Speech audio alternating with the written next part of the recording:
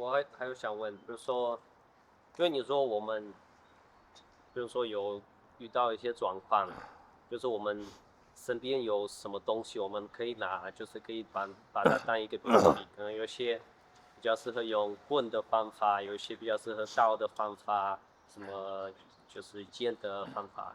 那假设我遇到另外一个人，然后他也比如说随手拿一个东西。所以是不是我背景也要了解很多，就那些他拿那个东西要怎么用它，我要本来就是啊。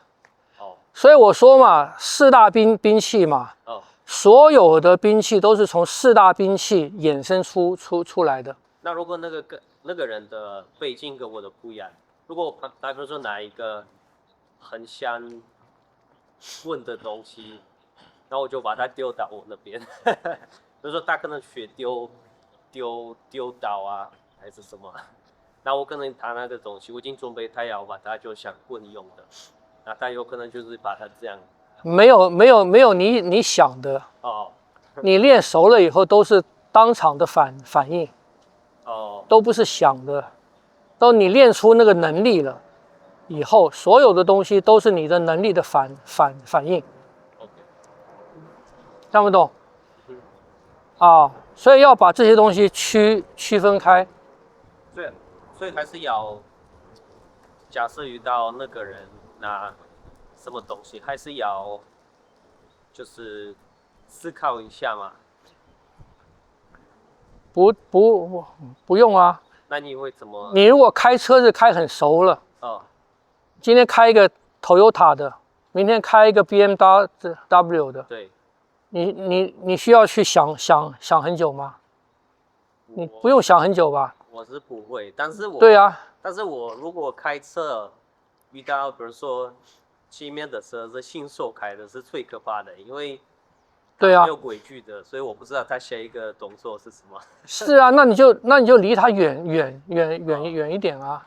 对，所以你是一个熟练的开车的，所以不管是什么车，只要同样的那样的车，你都会开嘛。对，是吧？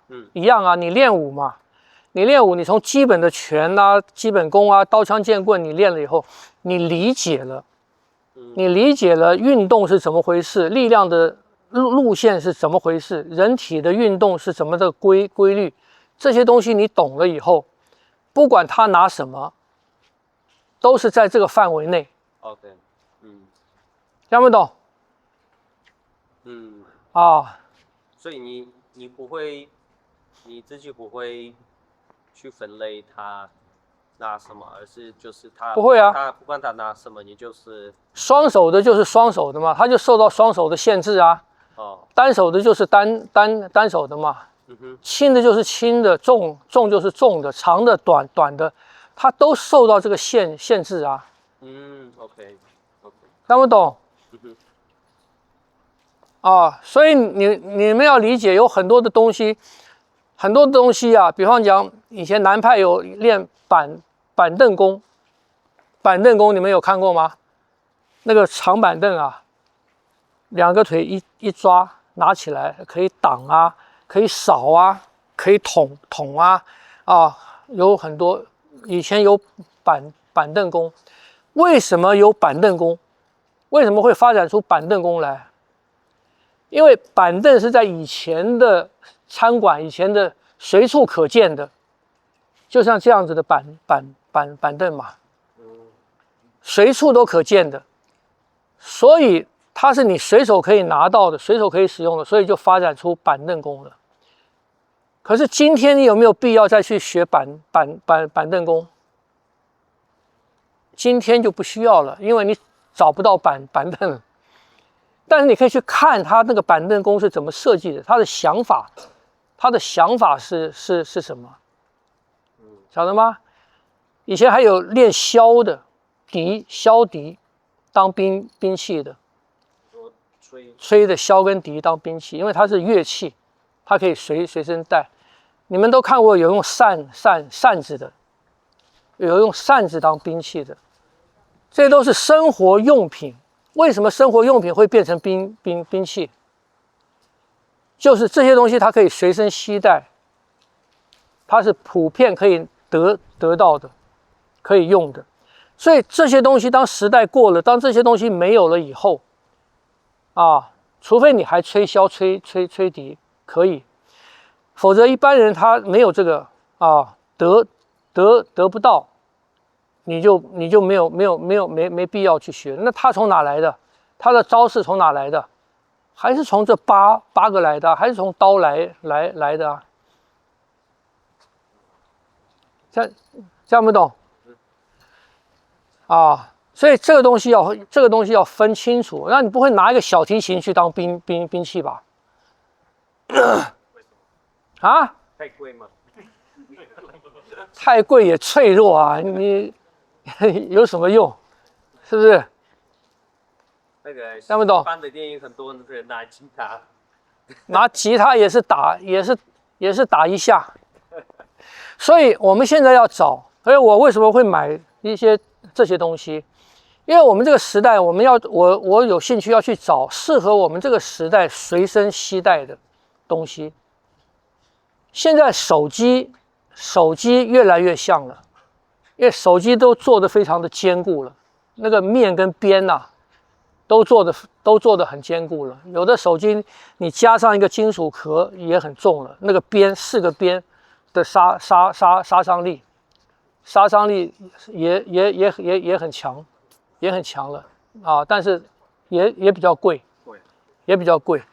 所以生活里面我们可以去找这样的东西，比方讲，我一直说是不是拿那个喷就好了？喷你手要伸得出来啊。啊，女孩子拿那个喷你都不对的，因为它也是属于暗器，它是暗器。那女孩子你皮包掏出来这样子就不行了，因为这样子对有受过训练的人，他马上就会避开，跑到你旁边去了。你这个的活动范围太大，那种东西是属于暗器，你要当暗器用，听不懂？然后那个还牵涉到一个风向，你看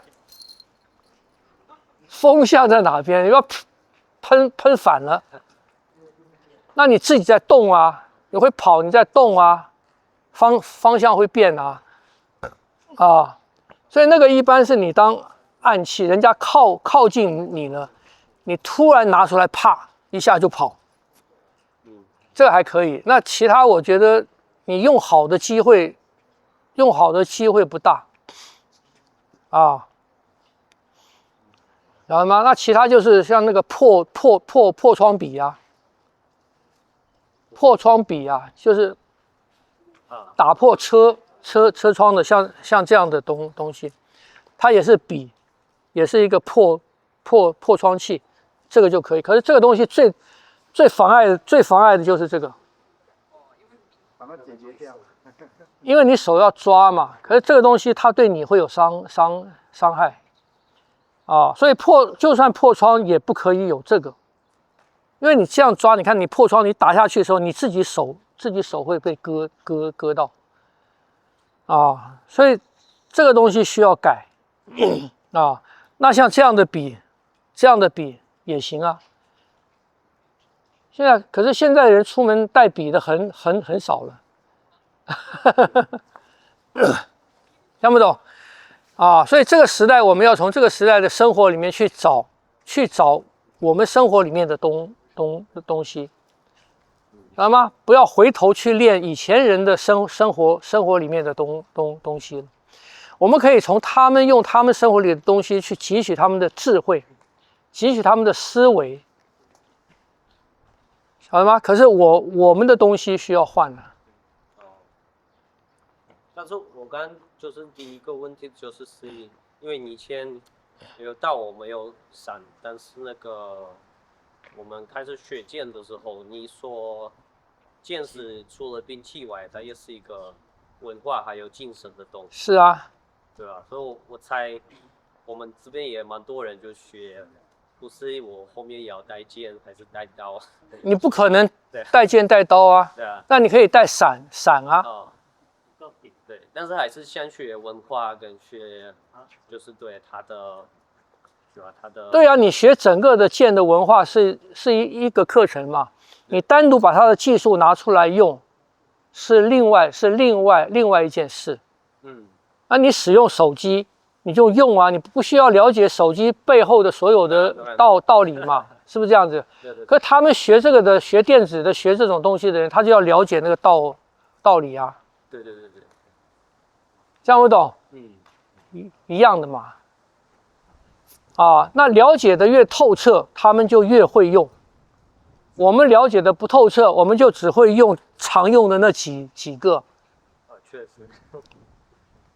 听不懂？啊，还有那个上次我跟我说，我知道应该是你讲的。以前因为你之前一直说那个剑的，就是手法步伐，还是就是它的技术最难的，对啊。但是我后来跟我说，那个宫保田他都是会带刀，不是会带剑的，是这样吗？侍卫刀是政府配的。哦，不是这个的，不是自己的啊，侍卫配的啊，政府发的，所以他就没选择。所以不要搞错了，不要。我没有要害他，没有，不是我。你讲出来很好啊，我怕你们听东西听，怎么讲，把一个局部的东西变成全面的，你知道吗？我说宫保田当侍卫的时候就是带这样的刀，因为清朝他就是发这样的刀嘛。那他自己在用什么？他常用的就是那个烟管啊，烟斗嘛，因为他抽烟嘛，是那么长的烟管嘛，他常常用的随身带的，常常用的就是这个啊。但正常的兵器就是他不会带啊，他不需要兵器，他就是这个啊。因为什么哈？因为对功夫好的人来讲啊，我不带兵器，兵器在哪里？兵器在敌人的手上。OK， 讲不懂？对于功夫好的人来说，那也蛮自信的。本来身法步伐好的人，你的兵器就是我的。那如果他遇到跟他技术一样好的人，打不过就跑啊。OK 可是原则是这样的。OK， 所以有没有一个首选？啊？有没有一个首选的兵器？不是电影那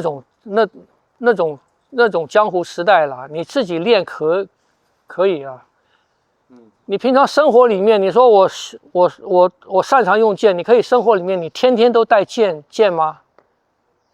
你不可能嘛。那个时代我真的不熟，对。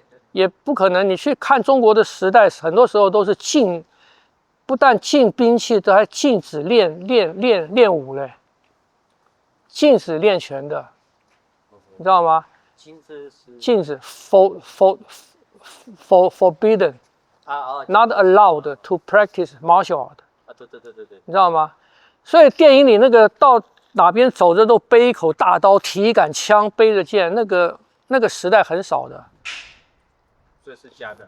不是假的，是很乱的时候可能会有。晓得吗？在没有法律的地方可能会有，可是正常社会不会有。听不懂？啊，然后我说你网球拍也可以当兵器嘛，很好用嘛。网球拍嘛，可是你不能每天出门都带个网球拍吧？是吧？对呀。啊，好了，动。